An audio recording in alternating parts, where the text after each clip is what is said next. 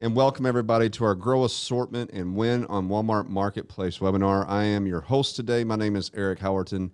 I'm the founder and chief growth officer for SKU Ninja plus White Spider.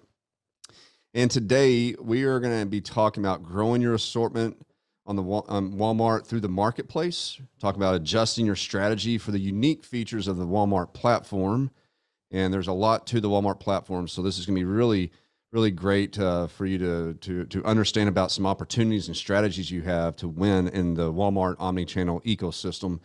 And then, of course, standing out from your competition within the Walmart marketplace is also going to be part of our conversation today.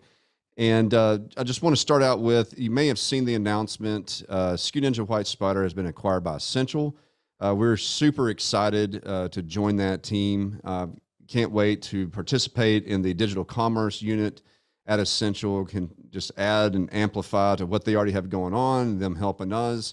And so we're just super excited over here about that. Check out our website on the homepage. You'll see a banner at the very top. You can click that and read more about that press release.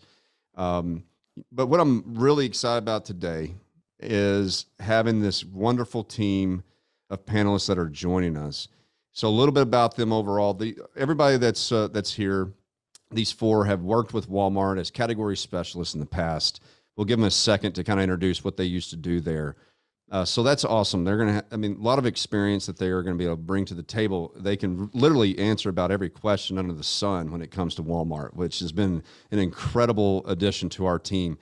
But, beyond that, all of you that are out there are professionals. You work with a lot of people within your organizations. And we all know that, with all the talents and skill sets that people bring, one of the most important things are just personality and culture and just good people. And I just wanted to state that to all of our friends here that are on our team.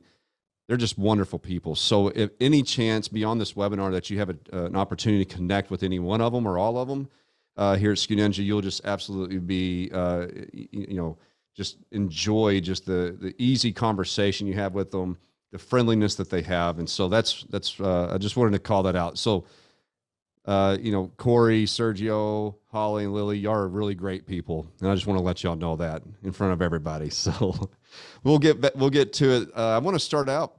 Lily, why don't you introduce yourself a little bit real quick and tell us a little bit about what you used to do back at Walmart, and then we'll go to the others. Thank you, Eric. Yes, so I've worked at White Spider a little over a year now. I'm an account director here, and prior to that, I worked at Walmart e-commerce for around 2.5 years. And there I was in the fashion org, and I was the category specialist or .com buyer for accessories covering hats, gloves, scarves, belts, ties, and actually most recently during COVID, I was the buyer for face masks. Yeah, that's awesome. I always like that last part. Did anybody buy any face masks? Was that very popular when COVID started out? Oh my gosh, you have no idea. And that was a time where marketplace vendors were especially important because they were able to get that inventory before we were on the own side. That's awesome. Thank you, Lily. So Sergio, tell us a little bit about yourself real quick.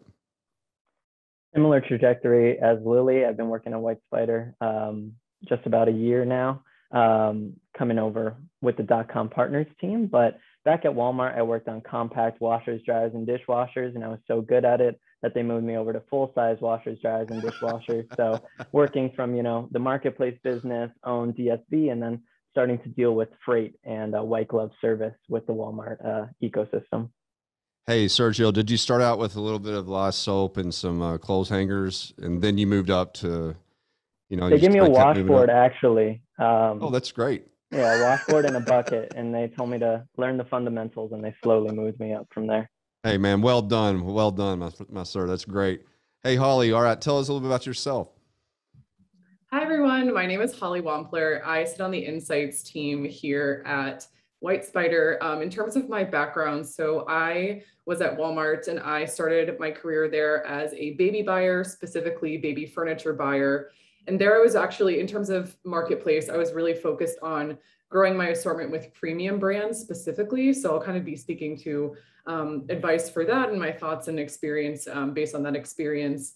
And then After I was on the baby team, I pivoted over to the home team where I was working on the home vertical at Walmart.com. And then after Walmart, I went to Madewell, where I was the head of site merchandising, and I started up that organization there. So I have a little bit of experience in fashion, and excited to share my perspective with you all. Thanks for having me, Eric. Yeah, thank you, Holly. And I think that, I'm sure that a lot of the 1P suppliers that are joining this call, we really appreciate all your experience, especially on the brand side. So there's a lot of great opportunities we know for 1Ps within the marketplace sector. We'll get into that a little bit more. I'm getting ahead of myself. I need to introduce Mr. Corey Hammond as well. Corey, please tell us about yourself, sir. Yeah, of course. So my name's Corey Hammond. I was over at Walmart for about 2 years before starting my own consulting business called .com Partners, really where our strength lied was having expertise on Walmart.com. So when I was at Walmart, I was under the home department, had the pleasure of working closely with Sergio and Holly, and then took all those experiences and was able to build a stellar team that ended up joining White Spider this year. And so taking all of our expertise and putting it into White Spider really has benefited everyone, and most importantly, our customers. And I'm excited to talk more specifically about Walmart Marketplace today with you, Eric. Yeah, thanks, Corey. Yeah, and hey, kudos to you on the entrepreneurial spirit, following your passions and dreams. I think that's very important for all of our human existence on this planet. So very well done, sir. And we are absolutely happy to have you part of the team and everybody that came from the .com partner side. And of course, now joining Essential, which is just going to continue to do great work within the Walmart ecosystem, make some great things happen. So let's get it kicked off. I appreciate everybody bearing with us as we introduce ourselves. I do think it's very applicable, incredible for everyone that's joining with us today. And so to kind of kick it off, one of my first questions is really high level, and I throw it out there for you guys to answer. But what exactly is, when we say Walmart Marketplace, what is the marketplace? And are there other ways that brands can sell within Walmart? Just give us a really high view of that. Because when we say Walmart, there's omni-channel, it's getting more and more complex. But what is the marketplace? What are the different ways that folks can sell in there? Yeah, so I'll take a crack at that. So while we were at Walmart, our focus as online merchants was primarily 1P. So there's this separation, 1P versus 3P. So 1P is owned inventory. It could even be DSV, also called dropship vendor. And that's all inventory that Walmart has negotiated costs, and it's a fixed cost to them, and they ultimately get to decide the retail price to the customer. So as merchants, it was great for us because it allowed us to become very strategic in our inventory buys and the pricing that we would do throughout the year. And you'll notice that going into next week, into Black Friday, you're going to start seeing prices drop for owned inventory, and it's inventory buys that the merchants made 8 months ago at this point. So then you look at 3P, which is Walmart Marketplace, and there are a lot more positives to the vendor. One being that you can control the price, and you can upload your own inventory, and now you can even leverage Walmart Fulfillment Services, which is WFS. So in the last 6 to 12 months, Walmart Marketplace has really accelerated and become a strong focus to the Walmart company as a whole. And it provides this really cool opportunity for everyone to step in and figure out, okay, where can I expand my assortment on Walmart.com?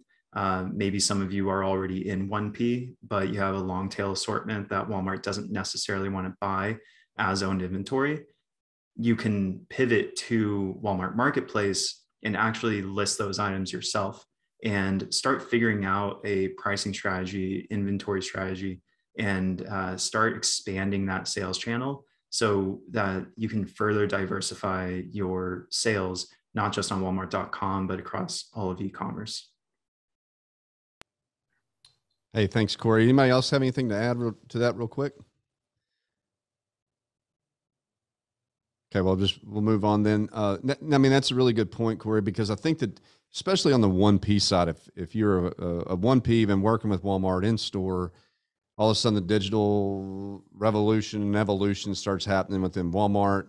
I feel like it's really important for 1Ps to really understand that the marketplace is an environment for them just as much as everybody that's out in the ecosystem. So we're going to be talking about that in specifically, how can a Walmart 1P supplier use the market for a larger catalog of items? Sergio, you got any response to that? Yeah, I think a lot of suppliers bring, a set assortment of items to their buyer, their merchant, and they are saying maybe these are our 12 best items. These are the items that we know are going to perform on Walmart. And the merchant responds to that. They'll negotiate, and you might see those items in store. You might see them in Walmart warehouses, FCs, DCs. But what Marketplace allows you to do is try the rest of your assortment on Walmart.com. So not just those 12, the other 55 items that you have somewhere on your website, maybe listed on Amazon. You may not be sure how they're going to perform on Walmart. But by listing them on Walmart as Marketplace items, not only do you get to see, how they're going to perform, the customer appetite for it, you're also going to get sales data that you can then bring to your merchant and start discussing, okay, really, what should be 1P here? You can get a little bit more strategic and talk about, well, maybe we have these items in stores, maybe we have these ones on Marketplace. And you can start really understanding your assortment differently than other retailers, because, the Amazon customer is very different from the Walmart customer. And I think that's something that a lot of our clients really have to reckon with in the first couple of weeks, is that there are differences and nuances between the Walmart marketplace and, other retailers out there. Yeah. And I would add too, from a Walmart perspective, there's really, as whether you're a seller or supplier, right, marketplace or 1P, keep in mind from Walmart's perspective, there's really two major things that they're going after. One is the enhancement, the qualitative growth of that content and the product detail page, all the information, attributes, et cetera. We've had webinars about that in the past. We won't get into that, but keep in mind that the other big initiative on Walmart's side within the retail ecosystem is assortment growth. And so kind of, Sergio, to your point, right? 1P supplier, if you have more items in a catalog that are outside of the Walmart 1P space, bringing that increased assortment is a really great thing from Walmart's perspective. So we highly encourage everybody to really consider that. And as you go into 2022, I mean, I would put that as one of your top line initiatives. How can you bring all your catalog within Walmart on the marketplace side, continue to do business? And we're going to get into that. And I think it also, there's a flip flop to that, right, Holly? So not only can it be a 1P to add assortment, but what if you're a seller in the 3P space, right? And you want to get into the 1P atmosphere? Do you have any advice on working to becoming a 1P as a seller with Walmart? Yeah, so kind of building on what Sergio said, and sort of also what Corey said, I think not only is it a growth channel, but it's a great experimentation channel. And kind of once you have that sales data and that customer fit data, really bringing it to your merchant and kind of building the story and the narrative around it is really important. So I think from my perspective, it's super important if you're a marketplace supplier to understand what is the white space in the current Walmart assortment. That can be actual product, that can be price point, that can be maybe an exclusive that doesn't exist on other channels, kind of really understanding what's the unique angle and how you can address that. And kind of, again, utilizing that data that you're building in this channel to kind of craft this story. And I think and I also just think communication is key. So I think thinking about it from the merchant perspective and kind of understanding where they're at. So for some context here, historically, merchants were split between brick and mortar and e-commerce, and now they've since consolidated to be really omni-focused. So their bandwidth is definitely a lot different than it was a couple of years ago. So kind of understanding that sort of constraint and really communicating in a way that really makes it easy for them to understand what your value is and kind of what the headlines are and what the action items can be. So I think reaching out to them and kind of keeping them in the loop on your progress and also any sort of investments that you're making. So merchants love to see that you're investing in good content. Good content is super important. From an insights perspective from my team, because we know that the search algorithm views your content score as an important piece of kind of how you're performing in the search grid. And it's also a metric that merchants are looking at a lot. So we really recommend from just an SEO perspective and a partnership perspective, that you're optimizing your content to hit 20 or not 25%, way too low, 95% or higher. And that's obviously for SEO reasons, but also just for partnership purposes, because that's really a sign to Walmart that you're investing in the user experience and giving their customer the best chance possible. And I think also if there's some ad dollars to spend there, investing in advertising on Walmart, again, shows partnership. And then I also think, thinking back on my own experience and kind of what perked my ears up as a merchant, when suppliers were coming to me and saying like, hey, we're selling in Amazon or on Target and we're seeing this item gain a lot of traction, but we're not really seeing it build on Walmart. To me, that kind of signals a sort of opportunity where I'm like, oh, it's like building traction in the e-commerce space, and maybe there's something that I'm missing here, and maybe there's an opportunity for me to get this item maybe featured in an email or on a shelf or pinned in browse or search. So I think utilizing a couple of those pointers and just being really communicative and building that narrative is kind of the key to sort of building that long-term relationship that ultimately lead to the potential to enter the 1P space at Walmart.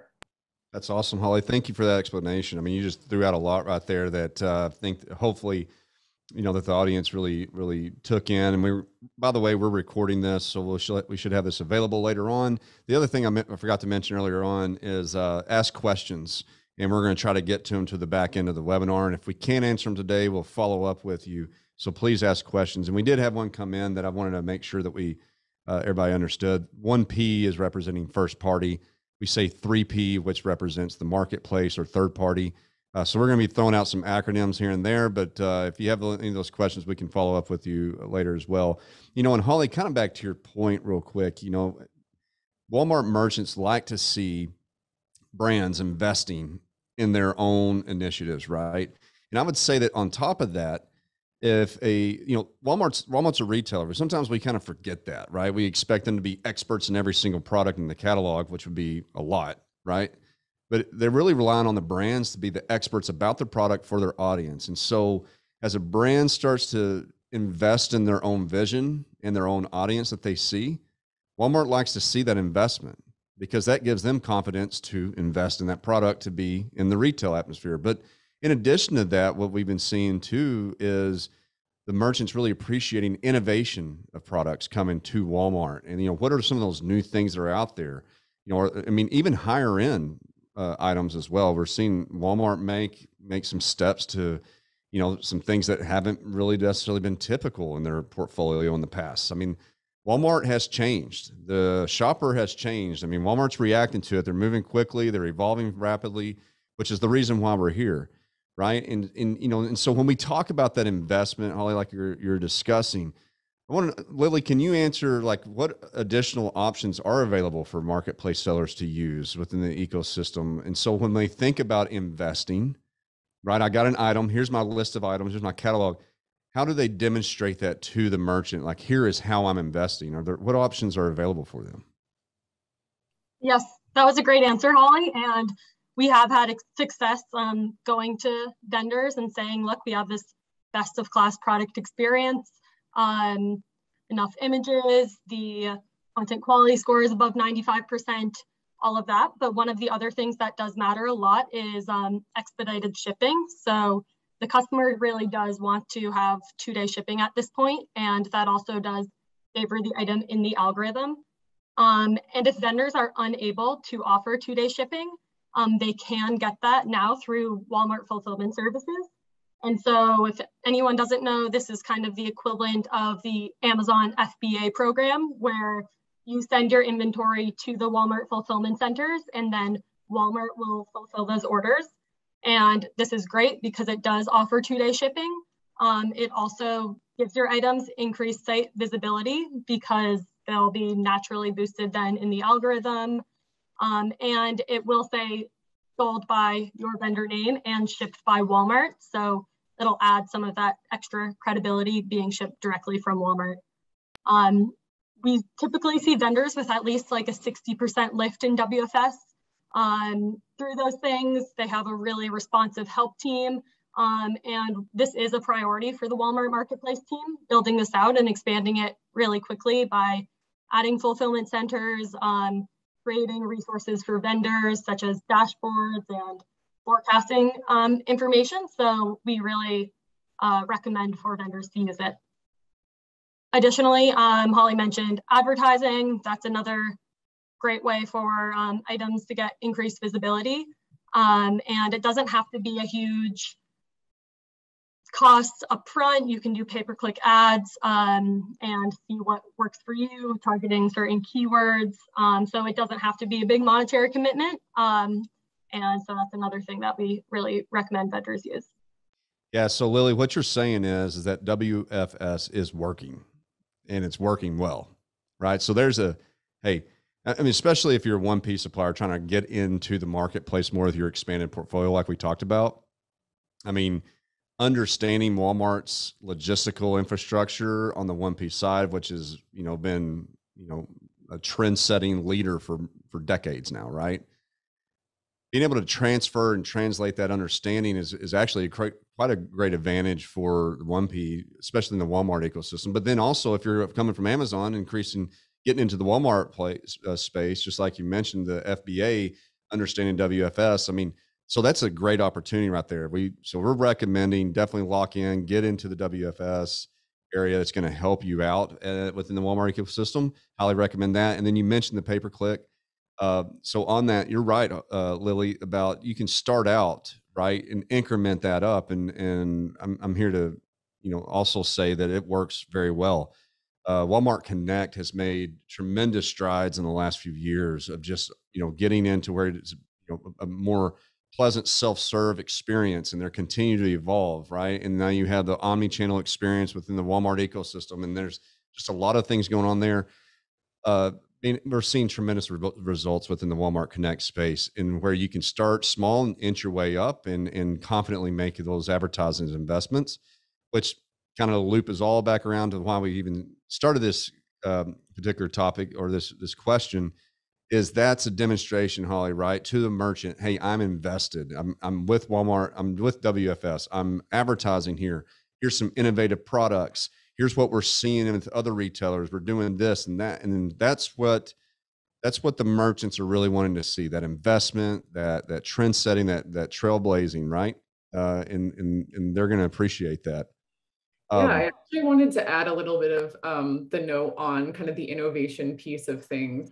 Walmart merchants love exclusives, just because we're in a day and age now where, we're working with big brands that are working across multiple retailers, and every customer knows how to Google and knows how to, price check and make sure that they're getting the best deal. So whenever it's possible, I personally loved to partner with my brands to create exclusive products. For example, there was I worked at when rose gold was a really big trend. I realized that was a pretty big hole in my assortment. So I went to my vendors and actually partnered with them, and they were sending me different finishes, and we were like working on the silhouette together, and we were actually able to take it to market at a really great price point that I knew was resonating with our customers. So I think, and that's just, again, like building the partnership, building the relationship, and it really does go a long way. And especially bringing them new ideas of, hey, we're seeing this new attribute start again, kind of trending in the e-commerce space, and this looks like a hole in your assortment and we have it. That's just a great narrative. And I just think there's a lot of opportunity for that, especially in the lifestyle spaces of home, beauty, and fashion on Walmart. Hey, Sergio, would you agree with Holly in the sense that if I was a marketplace, AKA third-party seller, right, just now coming to Walmart, been working with Amazon, using Amazon for quite some time, coming into the marketplace at Walmart, would part of my assortment growth and presentation to Walmart be some of those exclusive items or unique items? I mean, would that be a way that you'd approach it? Yeah, I think one thing about exclusives is that they are usually part of a bigger roadmap. They're part of a 2 or 3 year plan or a trajectory for the company. If you can show Walmart that, we have this item coming out February of 2022, we want you guys to have an exclusive color. We want you guys to have an exclusive model. All of a sudden that starts building a relationship with Walmart. Walmart knows that they can check in with you once a month, check in on the new products, see the status of their exclusive, and maybe even give you premium placement for those exclusives.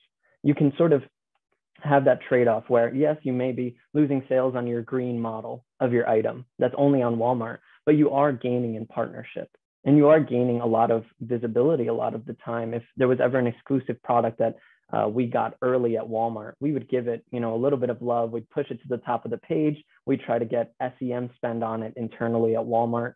It's the sort of, give and take that you would expect from a good business partnership. So I think the two parts there, the give and take, but also, having a plan. I think sometimes with a lot of our 3P clients, there isn't as clear of a plan for Walmart as Amazon. For Amazon, they have 10 employees who are all working on the same sort of cadence.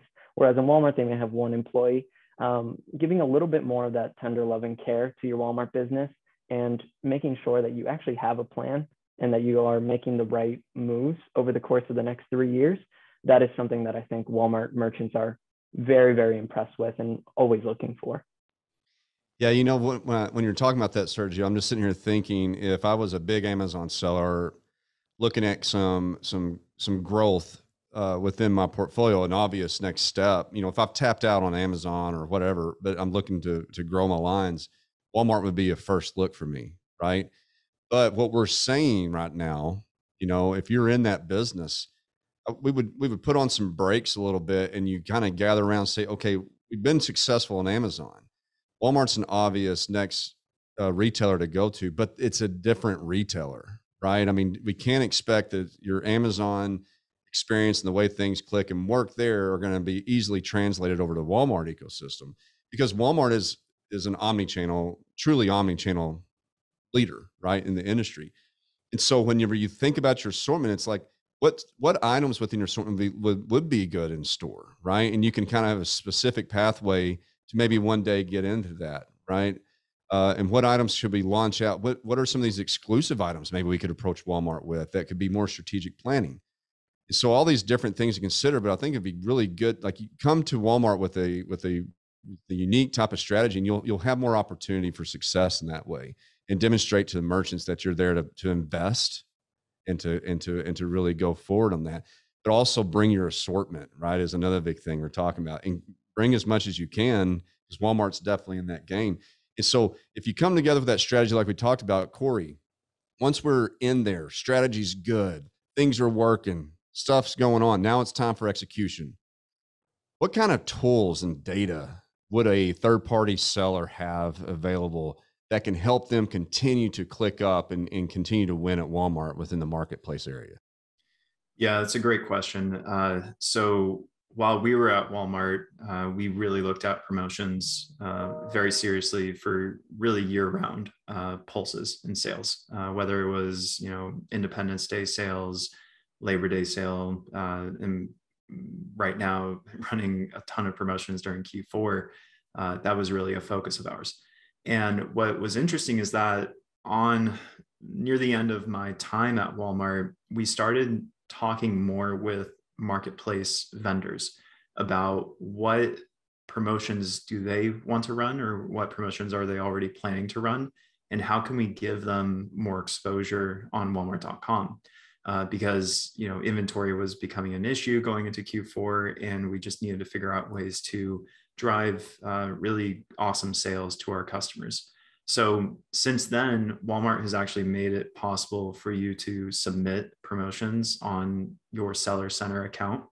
And it's a bit hard to find, but if in Seller Center on the left-hand side, when you click on growth opportunities, any promotions that Walmart is collecting submissions for, you'll be able to find it in that tab.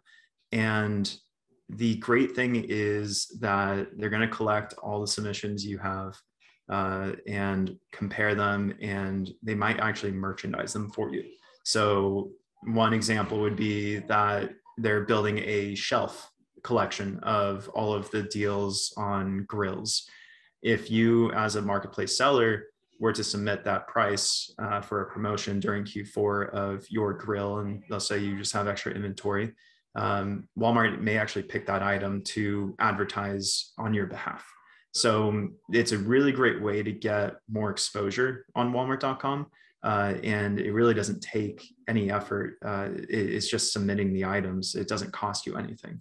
So that's one way to do it. The other way would just be adjusting your pricing through the bulk update section on Seller Center and running those promotions when you know that the Walmart.com website is going to have more customers online. That's one of the key differences between Walmart and Amazon, is that Amazon has sort of become this place where there are always tens of millions of shoppers at any given moment. Whereas with Walmart, they're very careful with when they spend their ad dollars to drive traffic to Walmart.com. So you got to be patient with those ups and downs with traffic on Walmart.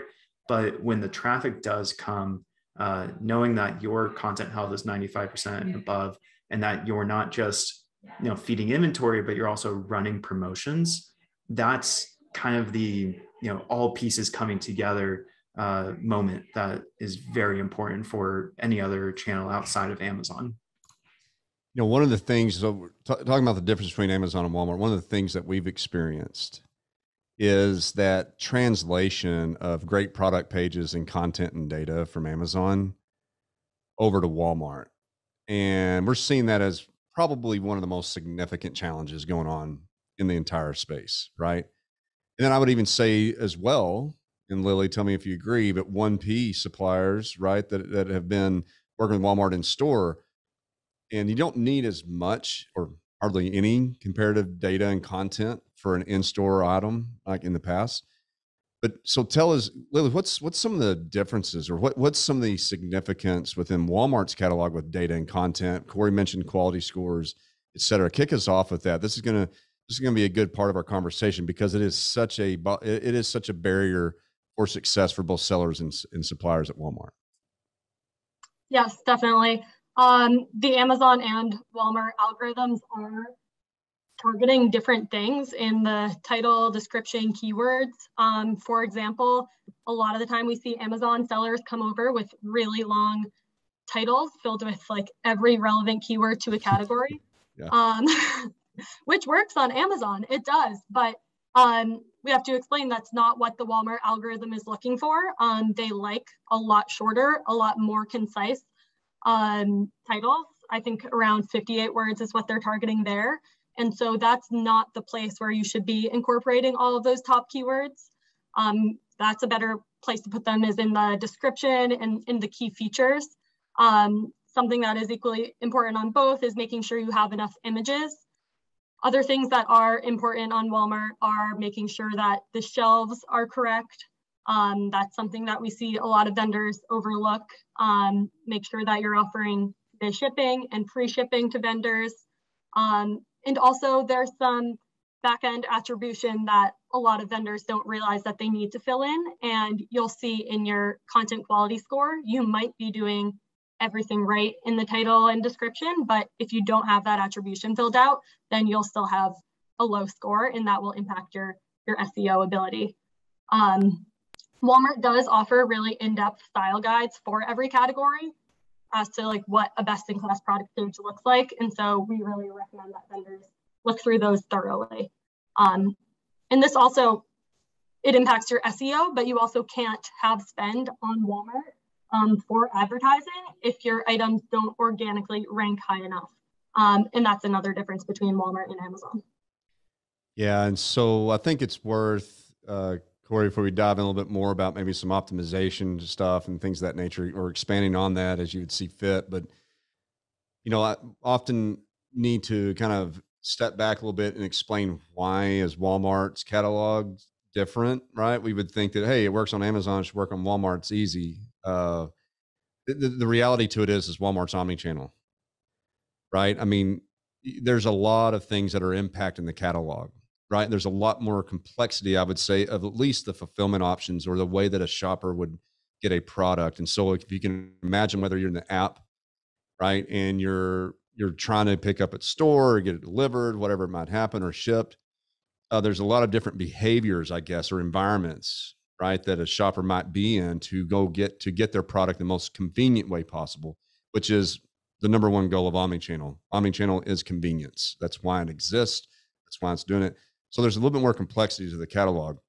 Thus, some of the things that Lily mentioned, like style guides and et cetera, that might be different than Amazon. Or is there anything you want to expand on what Lily was saying in regards to that, the differences between Amazon and Walmart? Yeah, so it's a tough space because you got to think back on how Walmart came to be, and it is bricks and mortar. And so when you look at the mentality, the lens that they've developed, it's very different from how Amazon has developed their lens. So you have your digital merchandisers that are coming from Walmart, but you've got your brick and mortar merchandisers coming from Walmart, the digital merchandisers coming from Amazon.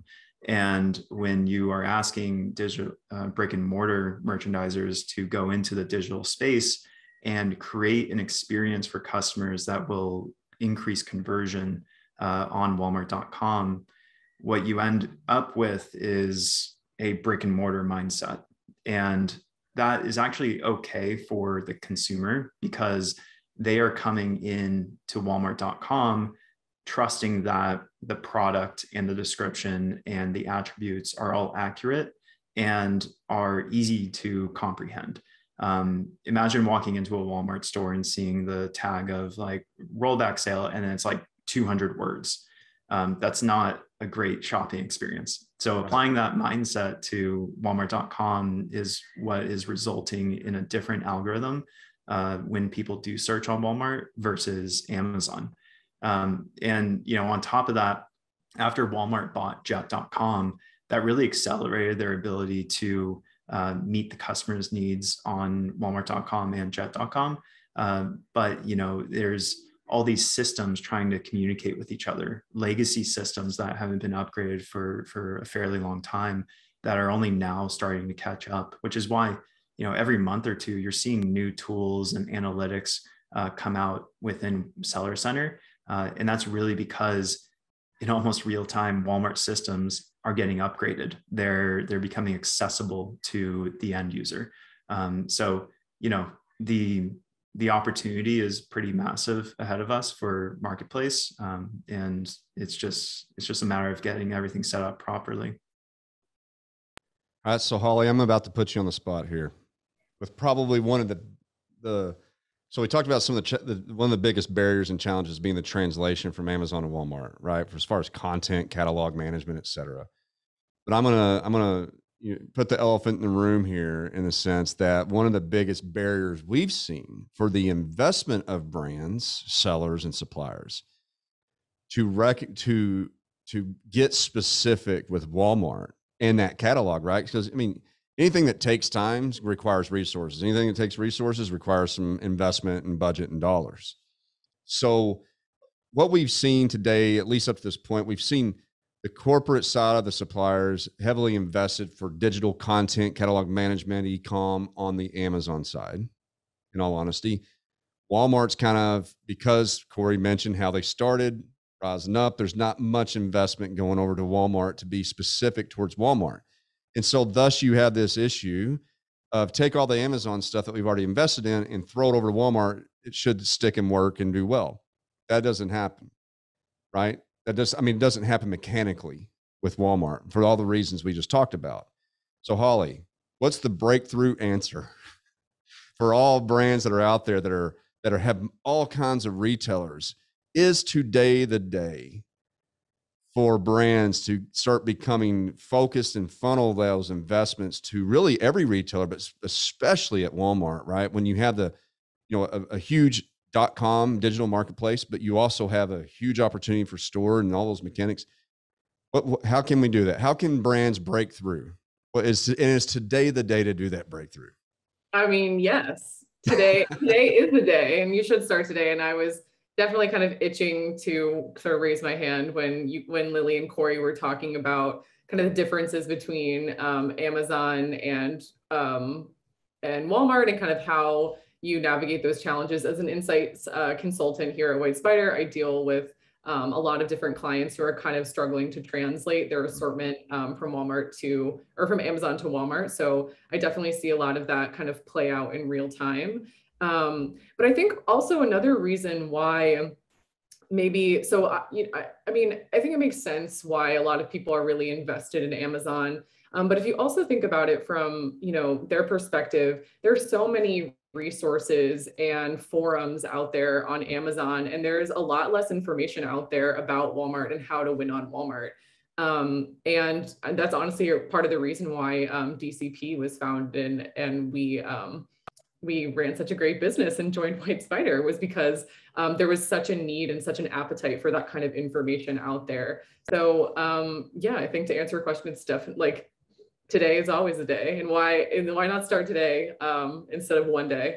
And I think, and again, kind of what Corey was saying, you know, everyone sort of sees Amazon as their like #1 priority and Walmart as sort of a secondary priority, but it really can be a growth channel. And especially when you're working towards being a 1P supplier, like we've already talked about, you're just really unlocking a whole new set of customers and just a whole new set of distribution that could be really, really profitable and lucrative for your business.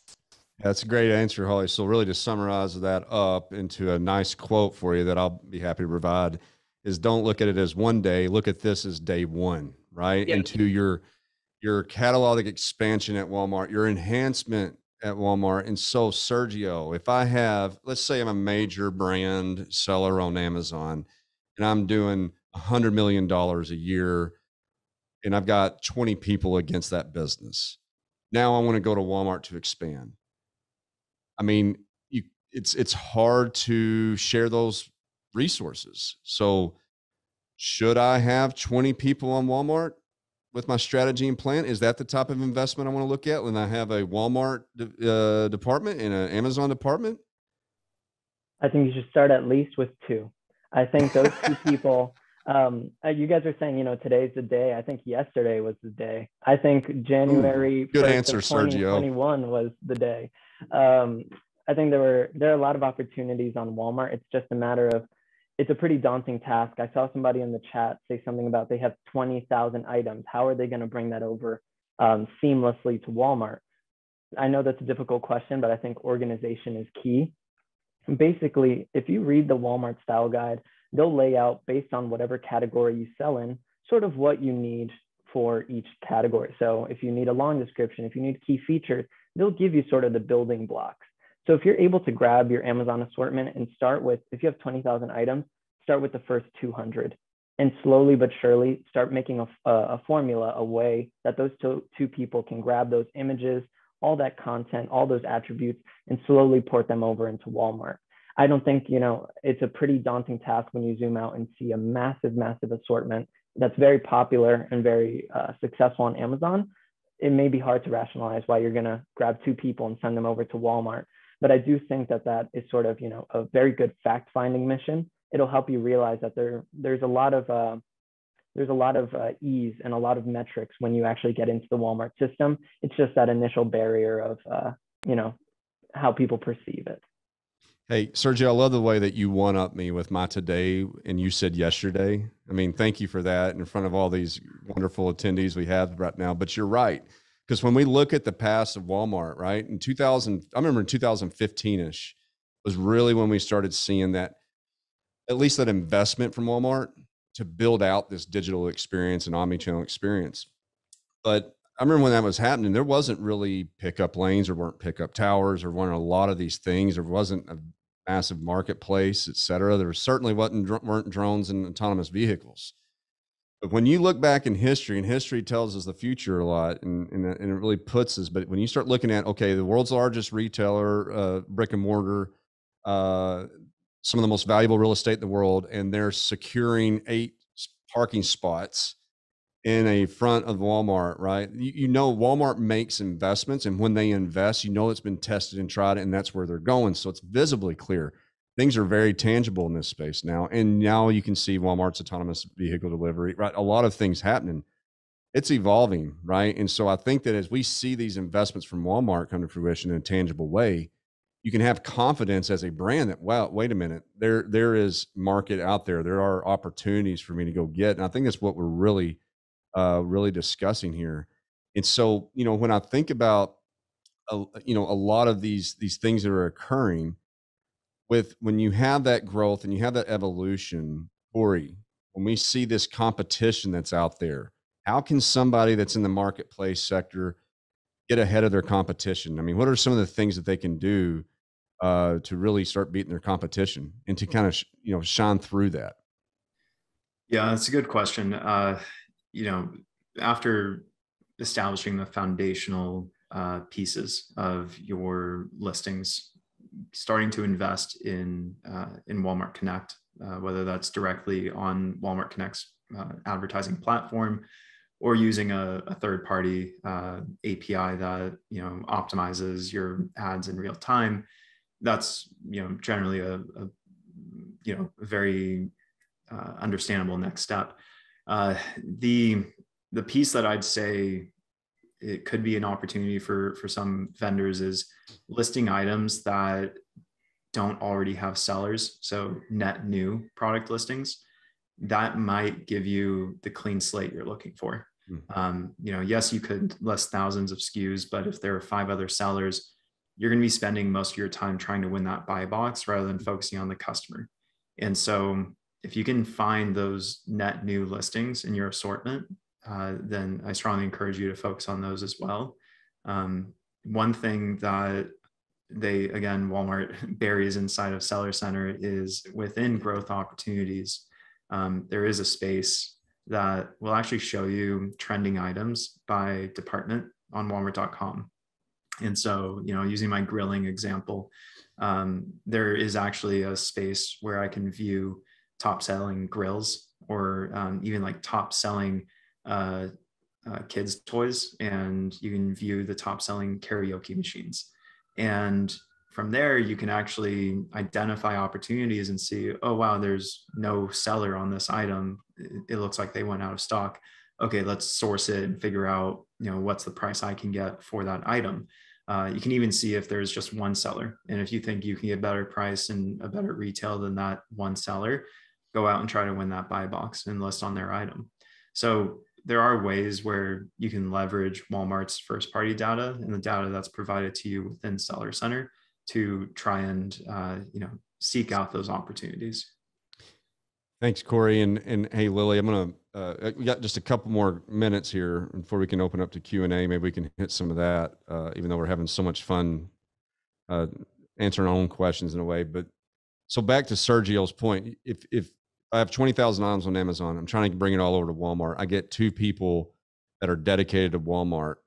You live and work in that environment, right? Of a lot of items that you're fixing and getting and improving Walmart. I mean, what we've seen actually is that when a brand's starting to make that investment, you have those 2 folks that are really focused about understanding the mechanics of Walmart, the differences that are kind of going back to the larger organization, explaining the reasons we need to invest to X, Y, and Z. But we've seen a lot of folks that kind of have those 2 folks, but then they're using somebody like ourselves or a Walmart expert to kind of start expanding that catalog, whether it's looking at some of those insights and some of those net wins that Corey was talking about, right? To like, you help folks with that stuff all the time. You help get those fundamentals done in the catalog and to give advice on how you can win on certain key items.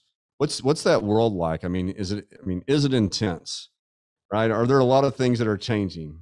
I mean, I know you're already smiling because yeah, obviously, Eric, I know I set you up a great question, but can you go down that path a little bit about the intensity and the cumbersome? Well, I think that really just is where we come into place a lot of the time, because we've been through this before with lots and lots of different vendors from Walmart. So we kind of know more what the process looks like, what we've seen work with other vendors, and how to utilize the insights, whether it be in SKU Ninja or Seller Center sales, or even on Amazon, like knowing what assortment will work well on Walmart if it's had like demonstrated success on Amazon success. I gave this analogy just the other day, Lily, and see if you agree with it, but it's like, hey, you're an iPhone user and you decide to switch over to Samsung, right? Android. That's a hard learning curve. I mean, just to know what buttons to push and how the software is working and, how do I crop an image I just took? Things can be really frustrating. And so when we look at Amazon and Walmart or really any other retailer, just that graduation, that learning curve of using a different platform and all this other stuff that's going on, I would say that that's the value that Lily, Sergio, Corey, and Holly, you're all providing is like, it's really easy. If I had two folks dedicated to Walmart to get the 20,000 items and increase assortment, to look at exclusives, I come to the experts or experts like yourself. You're able to push those buttons a lot faster, make things click and turn. And so you can really get a better look within the Walmart ecosystem, and genuinely, right. It's a smart, wise investment as a brand, because, to paint that path to success at Walmart, to be able to have that knowledge and that empowerment can really help you accelerate, especially in a very rapidly evolving, intense space like Walmart is, right? And it won't get any easier, from yesterday, right, Sergio? So Lily, I mean, would you agree with that? I mean, there's just that learning curve of the different platforms is intense. Definitely. And what I mean to say is that we've all been through the learning curve. We know the ins and outs of Walmart very well. We could not say the same about Amazon. So that's why we're here to kind of help handhold on and explain the platform and the processes. Awesome. Thanks, Lily. So I got a few questions here. Let's see. So here's one question for premium products, and this goes out to any of you on the panel. For premium products that require lower pricing for Walmart in store, is there a good way to protect MAP pricing, MAP, manufacturer? What is that? Help me out again. I'm slipping my mind. Manufactured something price. I'm sorry. This is embarrassing. Minimum advertised price. Thank you. Yeah. Thank you, Sergio. Thanks for helping me. MAP pricing online, which inherently includes shipping costs on Amazon. Anybody have any response to that? Is there a good way to protect that MAP pricing is the question. I can answer that. Or Lily do that. Go ahead, Holly. Holly's first, Holly. I was really hot on the trigger. So to clarify, this is a 1P item, correct? That's what the question is. That's yeah. correct. So in the backend pricing system, there is actually a way to kind of flip this MAP switch. So essentially, it locks in this specific price that you've aligned on with the merchant, and it won't follow the price matching algorithms that are scraping Amazon and any other relevant specialty retailers in your space. So essentially the way to go about that is to have that conversation with your merchant and kind of explain kind of why you want to pursue MAP, and essentially get that alignment with the merchant so they can kind of flip the switch in the back end. The other thing I would add is that if the item is in store, the merchant has no desire to mess with online pricing. So that MAP, or at least follow store price button, should be toggled as well. So if you are having issues where online is not aligned with in store, that's also a point of conversation with your merchant. That's great responses. And maybe Lily, you can jump in on this one if you're fast enough on your unmute button, right? Do you have any advice for winning buy box without compromising the price? Right. So if a supplier doesn't, or a brand doesn't want to affect their retail process on Amazon, et cetera, but they've been struggling to compete with third-party sellers, is there any other way to win the buy box? That's more difficult because typically the buy box does go to the best price. There are ways that if it's your product, if it's an unauthorized reseller, you can register in the brand portal to get other sellers removed. And also, if you are really concerned, of course, your pricing should always match Amazon on Walmart. If another vendor is selling for a cheaper price on Amazon, Walmart now has a program called the CAP program, which is the Commission Adjustment Program, and they will automatically change your price to meet Amazon's price, but it will not dig into your margin at all. It will come out of the margin that Walmart is taking from you. That's great. Thank you, Lily. And then back on the Walmart, the WFS program, do the brands get to set their price within that? Yes. Okay, good. And then, this is a kind of a strategy question, kind of going back to those exclusives that we've been talking about. For reference, I mean, how exclusive or unique do those need to be? I mean, can it just be does it really have to be a different product, or can it be a different color, different size, et cetera? I think that is a category specific question, simply because usually an exclusive will fill a category need. So if nobody is selling, a 24-ounce cooler, your exclusive product can be that 24-ounce cooler for Walmart. So it really depends on what the merchant wants, and you should keep an open ear to what their needs are. Yeah, Perfect. and I think paying attention to the trends that are happening in the marketplace for your specific category. So I gave the example earlier of when rose gold came up, that was a trend that I wanted to hop on and capitalize. So things like that, especially as it relates to colors or any other attributes, are good things to look towards. I think one thing to summarize that up, right, Holly, is that Amazon is very, there's a lot of machine learning type of stuff that's going on. Not that there isn't at Walmart, but you have more people on the Walmart side, right? There's merchants, there's buyers that are, really thinking about what the shopper and the customers need at Walmart. They're watching the retailers. And so there's more opportunity, but it's also, like you got to kind of think about that approach, and reaching out to the merchant and buyers will be a great help to you. That's kind of one of our key points, right? If you're a marketplace, like those relationships are important, but come to the relationships with value for Walmart, right? Value, how can your brand help elevate Walmart? And therefore Walmart will help elevate your brand. It's kind of one of the big topics there. But so we're out of time. Brooke McNeely, our director of marketing, is getting on to me through my glass window in my office, telling me that it's time to wrap it up. I'm having too much fun. I hate to go. Let's do this again. Holly, Sergio, Lily, Corey, thank you so much for your time. Thank you for your dedication and your work at Walmart. Thanks for being part of our family.